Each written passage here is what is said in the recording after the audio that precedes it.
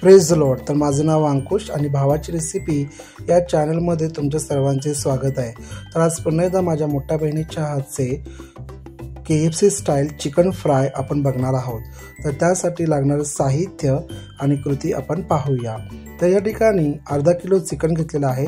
त्यामध्ये leg piece, wings आणि काही सॉफ्ट पीस आहेत।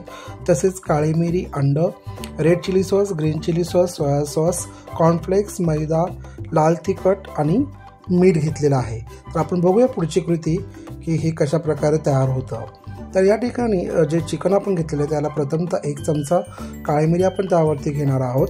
तसेच 1 चमचा सोया सॉस आपण यामध्ये घेणार आहोत। साधारणतः 1 ते 1.5 चमचा आपण ग्रीन चिली सॉस याच्यामध्ये घेणार आहोत। ग्रीन चिली सॉस आपण यामध्ये घेतलेला आहोत।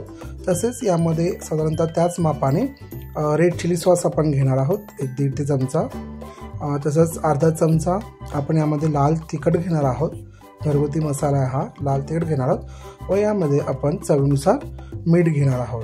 तर आता हे मिश्रण छान मिक्स करून आपण साधारणतः अर्धा ते 1 तास मॅरिनेट करायला ठेवणार आहोत। जेवढं तुम्ही मॅरिनेट करण्यासाठी ठेवणार तेवढं चांगलं आहे।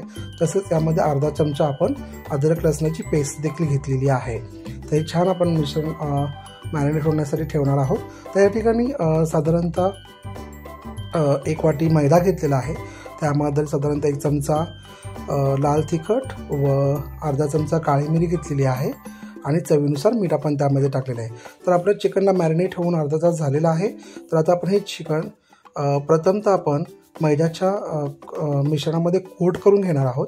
छान आपण ते पीठ लावून घेणार आहोत। तसंच मैद्याचं कोटिंग झाल्यानंतर आपण याला अंड्यामध्ये पुन्हा एकदा कोट करणार आहोत आणि अंड्याचं कोटिंग झाल्यानंतर पुन्हा आपण याला कॉर्नफ्लेक्स आपण मिक्सरमध्ये बारीक करून घेतलेला आहे, त्यामध्ये आपण याला कोट करून फ्राय करणार आहोत। तर अशा प्रकारे आपण सर्व पीस छान फ्राय करून घेणार आहोत। तेल गरम झालेलं आहे आणि या ठिकाणी तुम्ही पाहू शकता की आपले पीसेस फ्राय व्हायला सुरुवात झालेली आहे। तर आपण अशाच प्रकारे सर्व पीस फ्राय करून घेणार आहोत। या ठिकाणी 3 प्रकारचे पीस आम्ही घेतलेले आहोत, लेग पीस, विंग्स आणि काही सॉफ्ट पीस आहेत।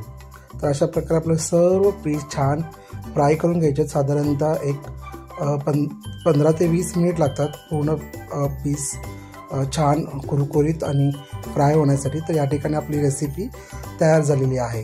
तर रेसिपी कशी झाली आहे नक्की सांगा, लाईक करा, शेअर करा आणि सबस्क्राईब करायला विसरू नका। थँक्यू, धन्यवाद।